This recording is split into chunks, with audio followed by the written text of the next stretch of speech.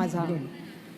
छत्रपती शिवाजी महाराज, राजर्षी शाहू महाराज, क्रांतिज्योती सूर्य महात्मा फुले, क्रांतिज्योती सूर्य Savitribai Phule, Bharat Ratna doctor Babasaheb Ambedkar यांच्या पावन विचाराने चालणारा महाराष्ट्र आणि महाराष्ट्राच्या जनतेने दाखवून दिलं की सरकारी तिजोरीचा वापर हा स्वतःच्या फंडासाठी वापरला, सरकारी यंत्रणांचा वापर केला, सत्याची अंमलबजावणी केली, तरीसुद्धा गद्दारांना महाराष्ट्रामध्ये थारा मिळणार नाही.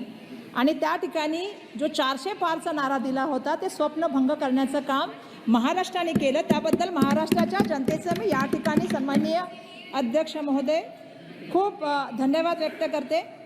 अध्यक्ष महोदय, महामहिम राष्ट्रपति के अभिभाषण में मैं अपेक्षा कर रही थी कि क्योंकि हम पहली बार सांसद बन के चुन के आए हैं, तो मैं अपेक्षा कर रही थी कि उसमें नीति की बात होगी, दिशा की बात होगी, दशा की बात होगी और आने वाला 1 साल का जो है वो क्या कार्यकाल रहने वाला है उसको हमें पूर्व कल्पना उससे मिल जाएगी.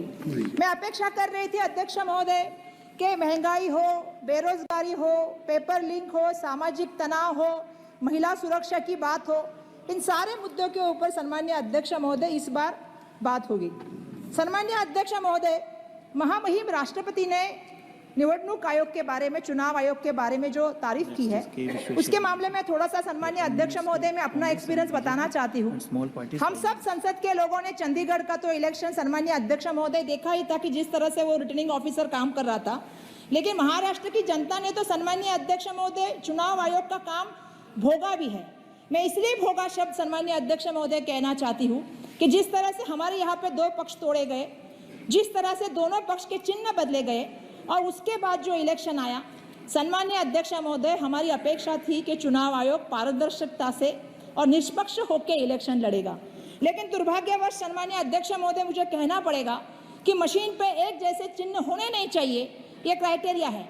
लेकिन हमने महाराष्ट्र में देखा कि जहाँ पे तुतारी थी वहाँ पे पिपानी थी, जहाँ पे मशाल थी वहाँ पे आग फेंकने वाली वो क्या कहते हैं चिमनी थी.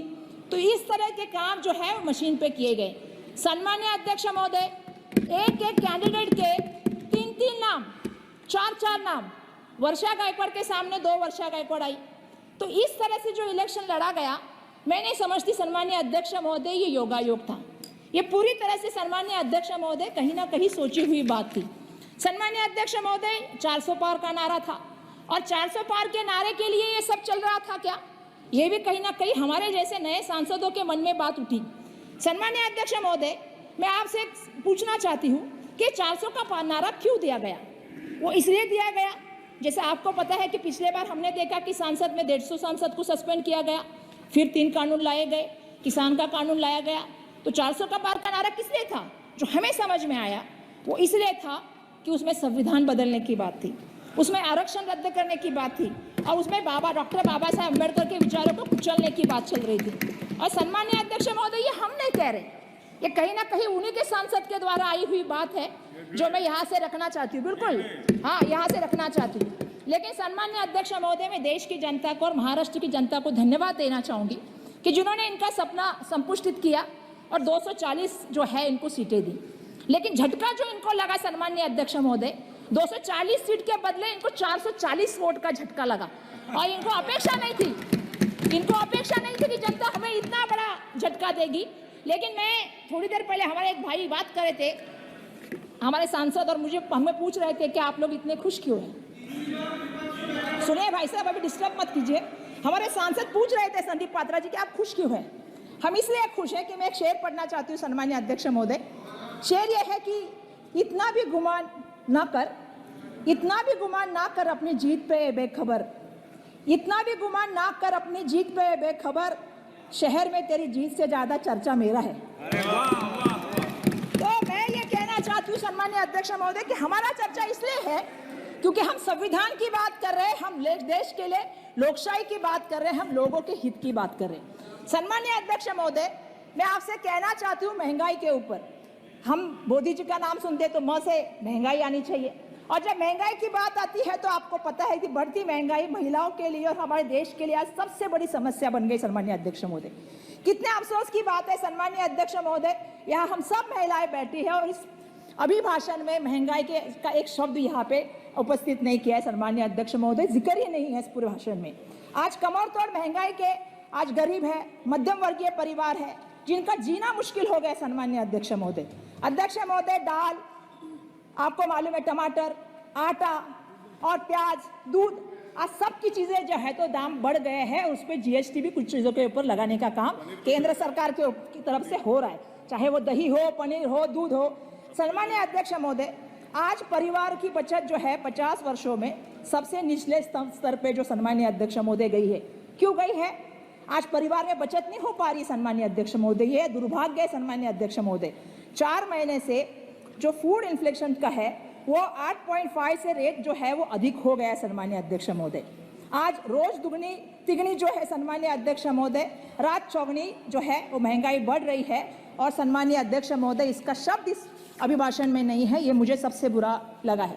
सम्मानीय अध्यक्ष महोदय, जब हम लोग महाराष्ट्र की असेंबली में काम कर रहे थे या संसद में भी काम कर रहे हैं, जब मणिपुर की बात आती है तो हम महिला है, हमें बहुत दुख होता है सम्मानीय अध्यक्ष महोदय।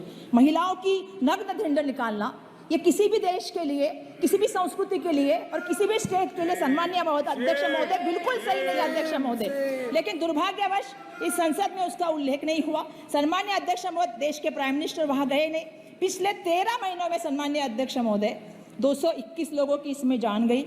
सम्मानीय अध्यक्ष महोदय, 50,000 से ज्यादा लोग बेघर हो गए।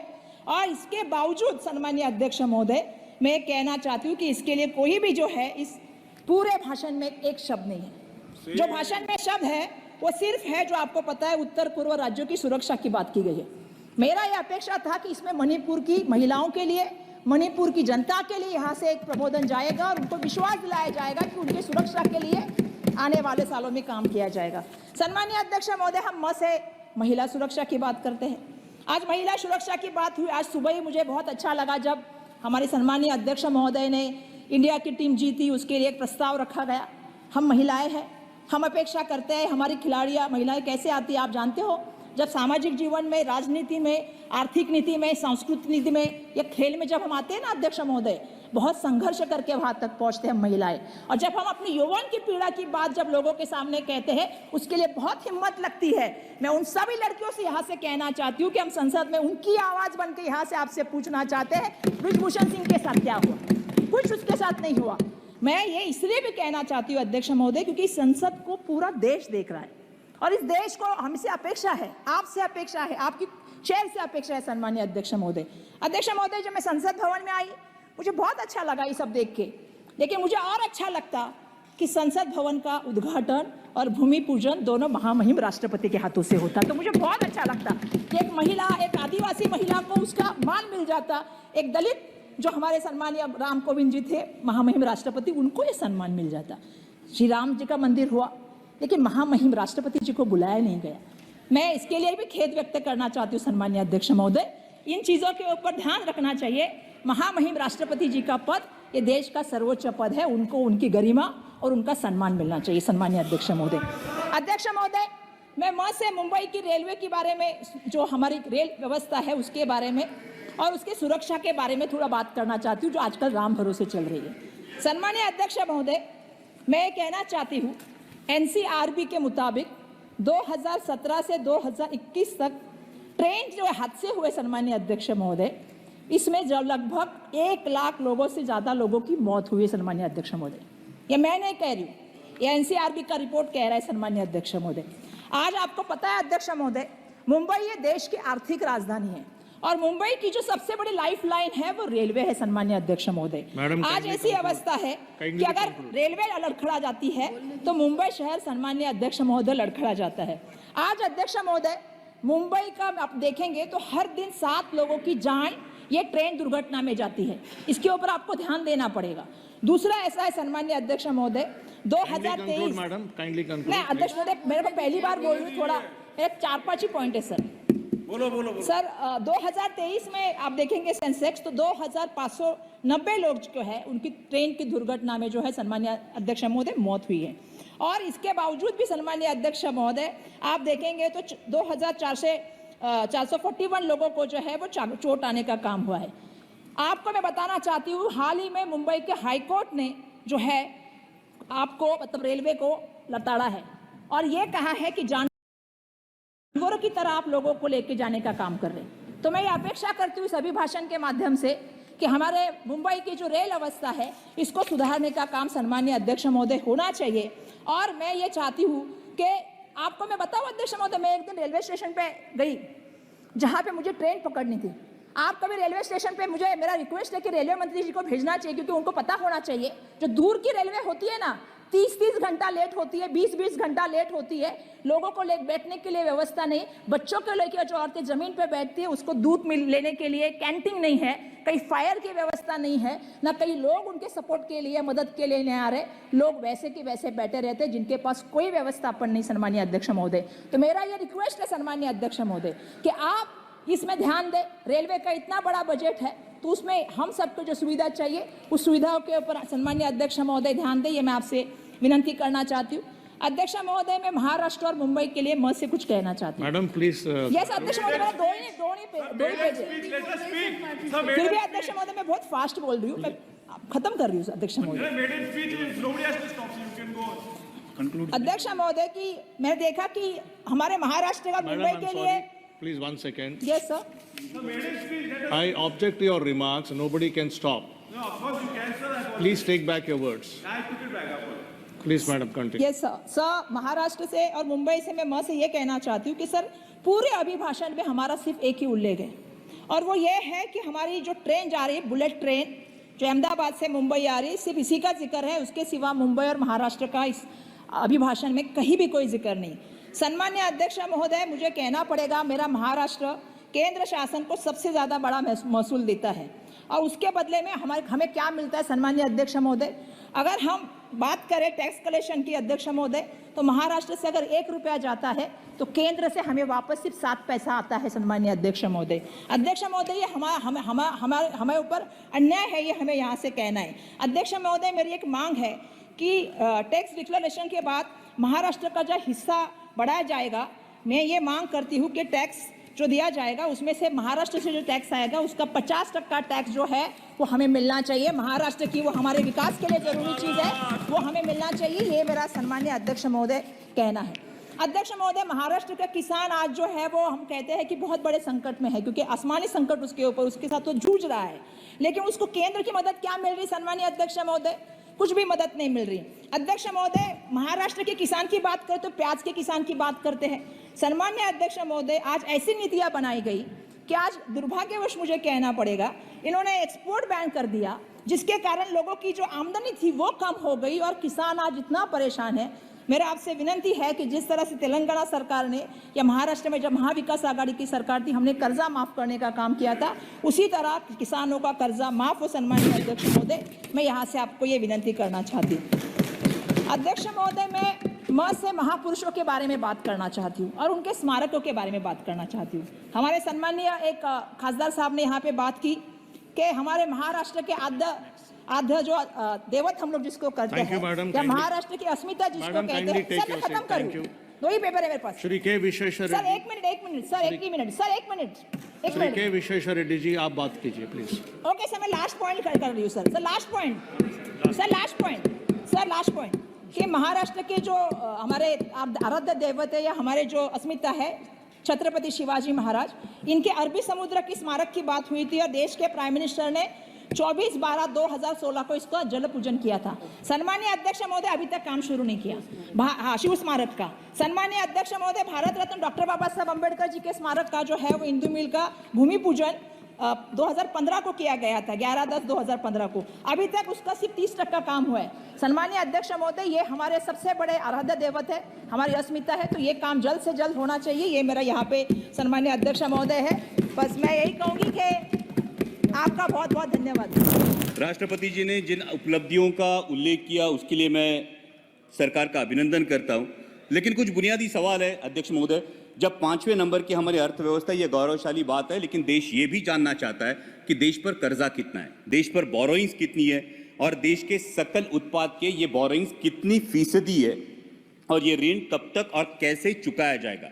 हमारी मराठी में कहावत है, ऋण काढून सण फार काळ साजरा करता येत नाही।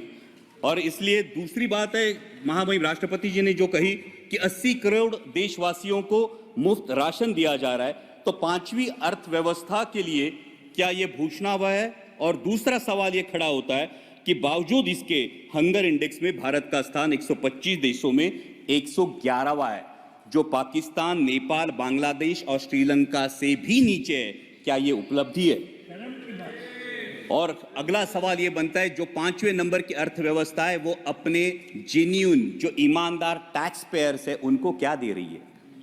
ये टैक्स पेयर्स को अपने बच्चों को शिक्षा के लिए प्राइवेट स्कूल में भेजना पड़ता है, उनको अपने हेल्थ के लिए हेल्थ इंश्योरेंस निकालना पड़ता है। सर, नौबत तो ये है कि जब नॉर्मल मिडिल क्लास आदमी बाइक खरीदने जाता है तो उसको 28% जीएसटी देना पड़ता है, लेकिन इस देश में जो कोई हेलीकॉप्टर खरीदना चाहता है उसको सिर्फ 5% जीएसटी है। तो क्या ये उपलब्धि है? ये हर देशवासी के लिए अर्थव्यवस्था है? ये सबसे बड़ी बात है। और इसीलिए यह सवाल बनता है कि जब अर्थव्यवस्था क्या सही में सुदृढ़ है या सिर्फ यह सूजन है जिसे सुदृढ़ता बताया जा रहा है। महामहिम राष्ट्रपति जी ने अपनी अभिभाषण में ग्रामीण अर्थव्यवस्था और डेयरी का उल्लेख किया, लेकिन दुर्भाग्यवश माननीय मंत्री महोदय यहां बैठे, लेकिन उसी दिन जो मिल्क पाउडर है उस पे इंपोर्ट ड्यूटी माफ करके मिल्क पाउडर आयात करने का एक निर्णय जो लिया गया। Sir, Yeah, but don't cut his time. he's not yielding. You are yielding. No sir, I'm asking sir ये दूध उत्पादक किसानों के लिए जो एकदम गलत बता रहे हैं, इससे I want you to kindly give me a chance. इनकी जानकारी के लिए और पूरे सदन की जानकारी के लिए, शरद पवार जी जब कृषि मंत्री थे उस समय उन्होंने ये टीआरक्यू दिया था। एक समय 10,000 Your ton time will come का, now. बाद में 25,000 टन का, और उस समय मिल्क पाउडर इंपोर्ट हुआ। What is that? Honorable Minister, your time will come. Your member is. See, next member is your from party. Sir, उसका क्या संबंध है? Honorable Minister, wait. Honorable Minister, wait. No. Immediately your member is going to speak. That time it can be sir rebutted. पुराने निर्णयों को लेके आज You वास्तविक carry on. सर आज Nothing will go वास्तविकता wrong. ये है देश में। सर, मैं माननीय मंत्री महोदय के संज्ञान में ये बात लाना चाहूंगा कि सर देश में मिनरल वाटर की बोतल 20 रुपए में मिलती है और हमारा किसान दूध 22 या 24 रुपए में बेचता है।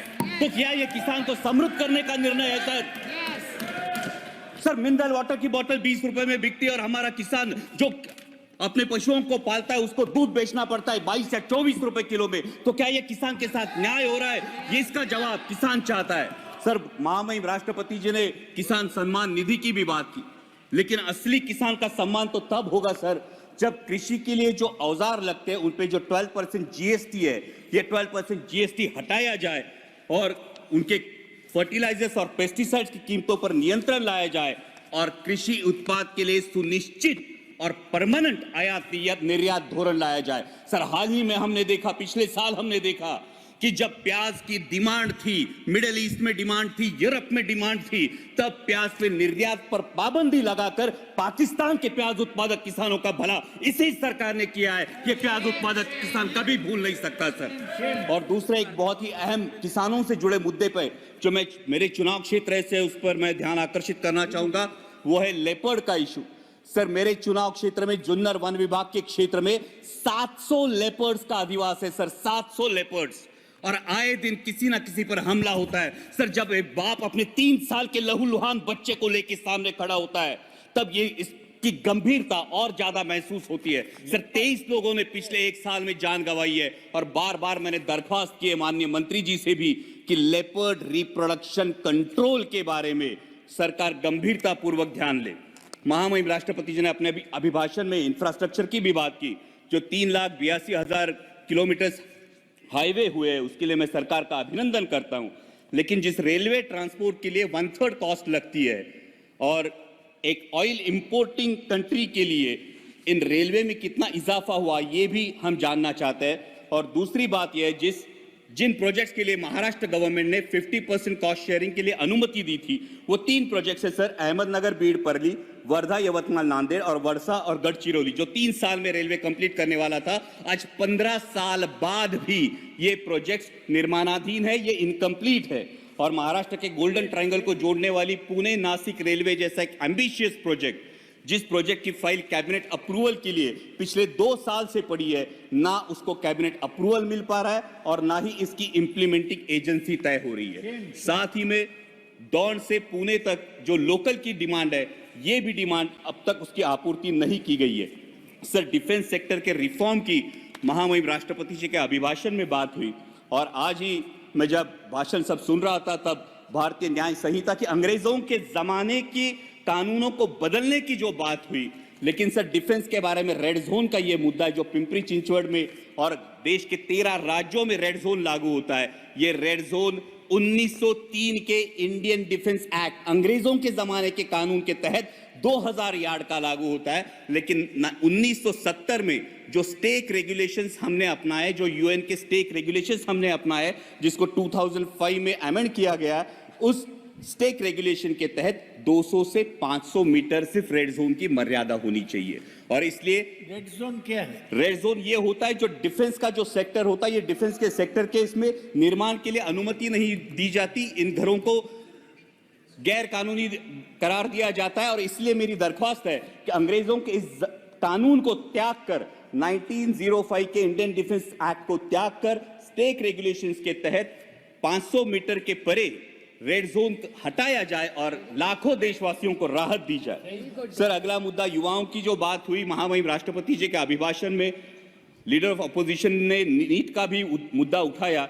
ये करोड़ों भारतीय युवाओं के एस्पिरेशन का मुद्दा है सर, और नीट को लेके बहुत असमंजस है।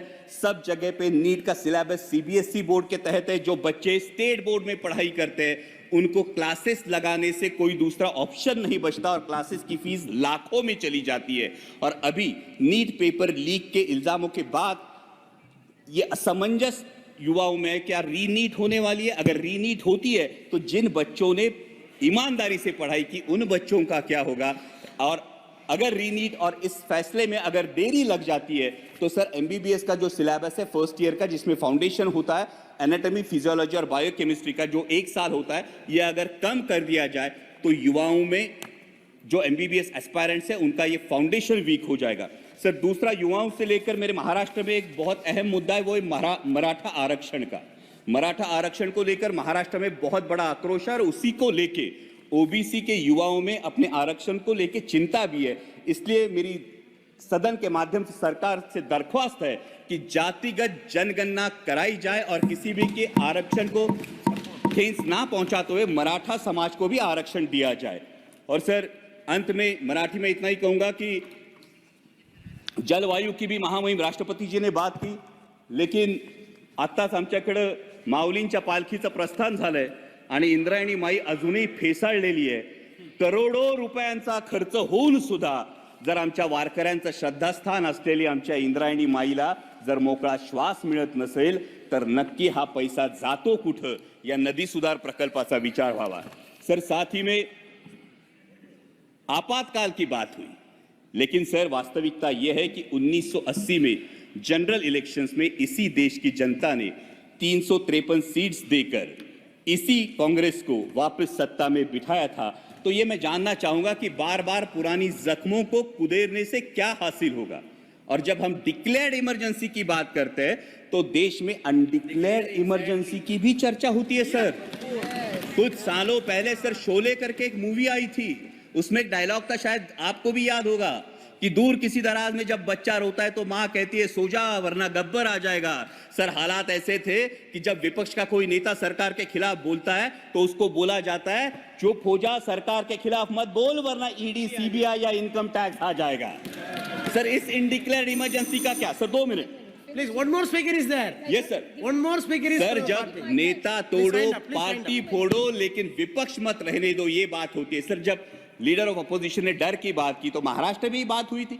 27 जून को माननीय प्रधानमंत्री जी ने भोपाल में भाषण किया था, तब उन्होंने नेचुरली करप्ट पार्टी, जिस पार्टी को बोला था, जिन पर इल्जाम लगाए थे, उन्हीं हमारे साथियों को लेकर आज महाराष्ट्र में सरकार बनी है। तो सत्ता पक्ष ये कहे कि उनकी नैतिकता कहां गई। लेकिन अंत में मैं देश की जनता का आभार करूंगा सर, लास्ट पॉइंट, देश की जनता का आभार करूंगा क्योंकि उन्होंने पूर्ण बहुमत नहीं दिया और ये दिखा दिया कि तुम भारत कहो या इंडिया। सर, 1 मिनट सिर्फ, लास्ट मिनट, तुम भारत कहो या इंडिया, मैं वही हूं जो अपने कर्म पर विश्वास रखता हूं। मैं वही हूं जो मंदिर, मस्जिद, मंगल सूत्र से ज्यादा देश की एकता को अहमियत देता हूं। मैं वही हूं जो राजतंत्र से ऊपर लोकतंत्र को मानता हूं। ठेकेदारों से ज्यादा पहरेदारों पर भरोसा करता हूं। तुम भारत कहो या इंडिया, मैं वही हूं जो नफरत से ज्यादा मोहब्बत चाहता हूं। अहंकार से ज्यादा विनम्रता का आदर करता हूं। अधिकार से ज्यादा जिम्मेदारी निभाता हूं। मैं वही हूं जो संविधान से चला हूं और संविधान को ही अपने सर आंखों पर रखता हूं। धन्यवाद अध्यक्ष। कृपया महामहिम राष्ट्रपति जी के कार्यों के बारे में सदन में चर्चा नहीं करें। कृपया नहीं करें। दही चीनी खिलाई, मैं उसको अच्छी बात है। कृपया ये अंकित नहीं होगा। दही चीनी कृपया राष्ट्रपति जी के बारे में चर्चा नहीं करें, अंकित नहीं होगा।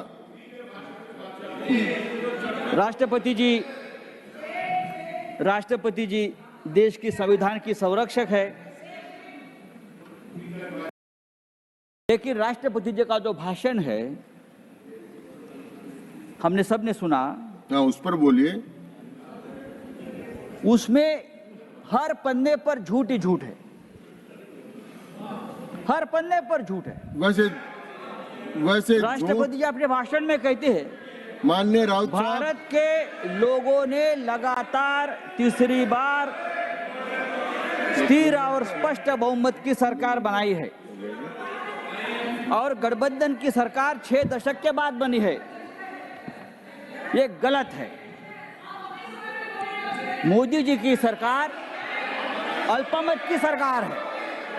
कृपया आपस में बात नहीं करें। माननीय सदस्य बैठ जाएं। कृपया मोदी जी की सरकार अल्पमत की सरकार आपस है। में बात नहीं करें। मोदी जी के पास बहुमत नहीं है। जनता ने भारतीय जनता पार्टी को बहुमत मुक्त किया है। मोदी जी कांग्रेस मुक्त, कृपया बैठ जाएं। कांग्रेस मुक्त संसद और भारत की भाषा कर रहे थे, लेकिन देश की जनता ने भारतीय जनता पार्टी को, मोदी जी को बहुमत मुक्त किया है। कृपया समाप्त करें। धन्यवाद। 400 पार शुरू नहीं किया, धन्यवाद क्या? 3 मिनट आपको, 4 मिनट मिल धन्यवाद क्या गई। है? यही तो, इसीलिए तो हम बोलते हैं संविधान खतरे में है।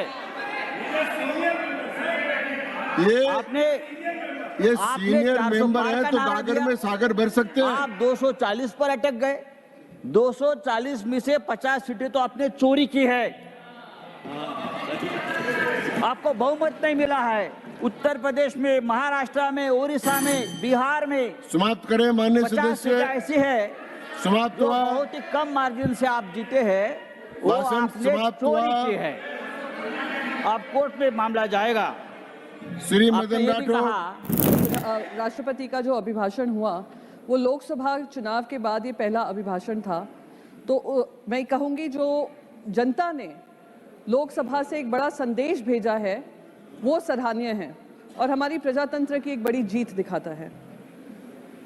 सर, एक और संदेश ये चुनाव ने भेजा है। भगवान श्री राम कौशल्य पुत्र भी माने जाते हैं। भगवान श्री कृष्ण देवकी पुत्र भी कहे जाते हैं।